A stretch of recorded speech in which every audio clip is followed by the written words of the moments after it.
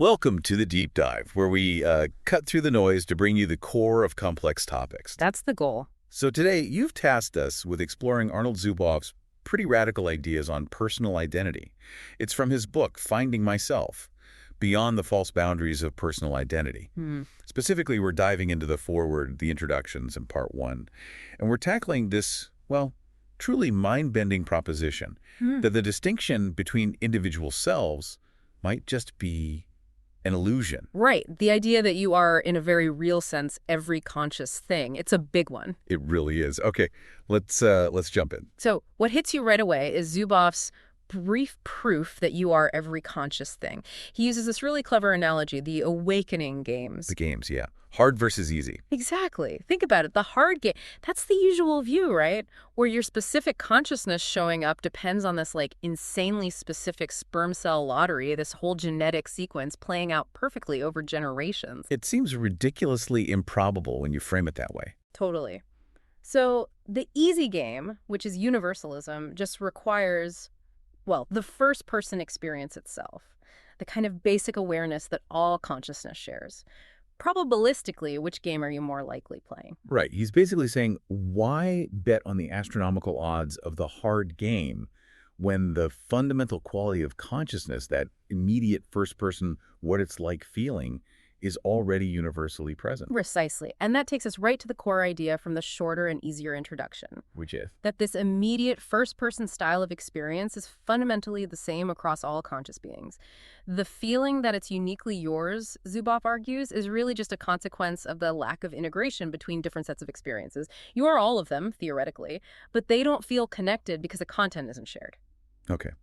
So, to get our heads around this lack of integration, even within what we normally think of as one person, he brings up the brain bisection analogy, right? Yep, the split brain cases. What does that experiment tell us about the nature of you? Well, it's fascinating, isn't it? Because even within one physical brain, if you disconnect the hemispheres, you can apparently have simultaneous but separate streams of experience, like hearing music in one ear that the other hemisphere isn't aware of, while maybe learning something visually processed by the other side. And Zuboff really hammers this point. The fact these experiences happen at the same objective time doesn't actually matter for them both being your experiences. It kind of undermines our usual reliance on objective simultaneity to define a single self. Exactly. So by analogy, the fact that my conscious content isn't integrated with yours or with, a bat's doesn't automatically mean those other experiences aren't also, in this fundamental sense, Zuboff is talking about yours. Wow. Okay. Then there's a second introduction, the deepest joke. The story with the barber, the academic, and the bald man. What's the punchline there for understanding identity? Yeah. The joke basically highlights how ridiculous it is to define yourself by some third-person objective description.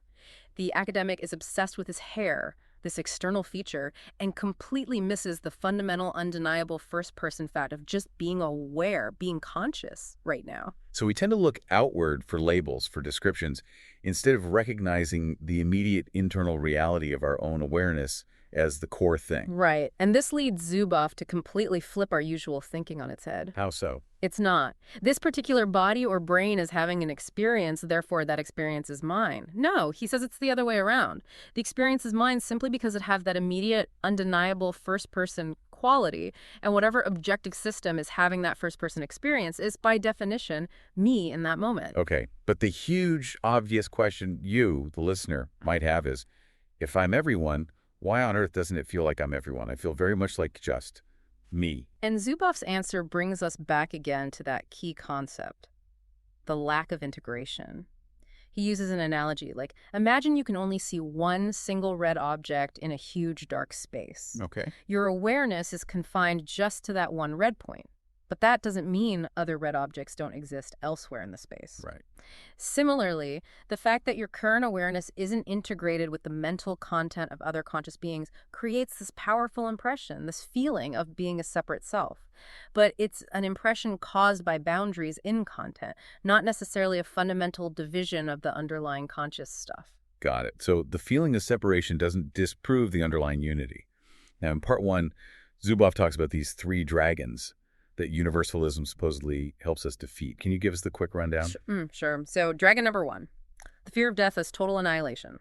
If your fundamental consciousness isn't actually limited to this one body, then the death of this body isn't the absolute end of you. Okay, that's a big one. What's next? Second dragon.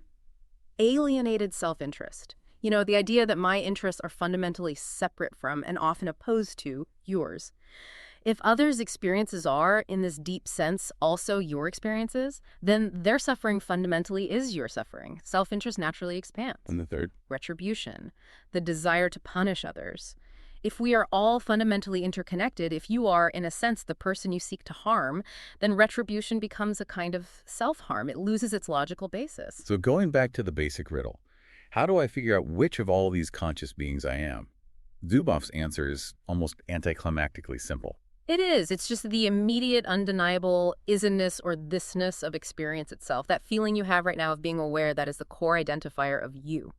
And crucially, he argues that fundamental quality is the same for all conscious beings. And what's really clever is he points out that even the standard, everyday view of self kind of relies on this implicitly. You don't need, like, a mirror or external proof to know you're the one having this thought or feeling right now. That immediate awareness is primary, even for the usual view. It's undeniable. And this is where he brings in Occam's razor, the idea that simpler explanations are generally better. Right. He argues the usual view, the idea that you are only this one single bounded self, actually adds an unnecessary layer of complexity just to explain the feeling of being oneself. Because the lack of integration already explains that feeling, doesn't it? Exactly. Universalism says the first-person quality is universal, and the lack of integration explains why it feels separate. That's arguably simpler, more parsimonious than positing countless fundamentally distinct selves, plus needing some other explanation for why they all share this identical first-person quality. He even throws in that thought experiment about, like, an electronic corpus callosum, like connecting two people's brains. Yeah, imagine technologically integrating the experiences of two individuals. Wouldn't their sense of being separate selves start to blur or even merge? You'd think so. Which again highlights his point. Yeah. It's the integration, or lack thereof, not the physical separation of bodies, that primarily dictates our felt sense of individuality. So to wrap this part of the dive up, the core argument we've explored from Zuboff is that this immediate first-person nature of experience is universal. It implies that you aren't strictly confined to this one body or mind. And the implications, as we touched on with the dragons, are potentially profound. Thinking about death differently, about self-interest encompassing all beings, about the basis for punishment just dissolving. It really changes things. Which leads us to a final thought, maybe for you, our listener, to mull over. If you start to really consider this interconnectedness, this idea that you might extend far beyond your skin, how could that fundamentally shift your perspective? Your perspective on your own existence, sure, but also on how you relate to every other conscious being you encounter. Yeah, it's definitely something that invites some deep reflection, a perspective shift worth exploring further in his work, perhaps.